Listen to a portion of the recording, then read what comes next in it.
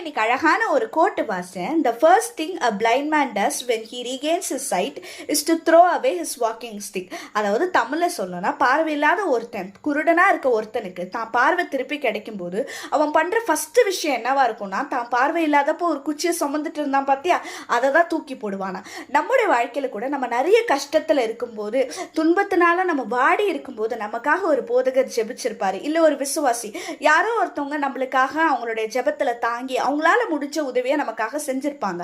ஆனா அதெல்லாம் மறந்துட்டு ஆண்டவர் ஒரு கட்டத்துல நம்மளை உயர்த்தின உடனே அவங்கள தட்டி விட்டு போறது, இல்ல வேற சர்ச்சுக்கு போறது, இதெல்லாம் பண்றது இந்த காலத்துல இவ்வளோ சகஜமா இருக்கு.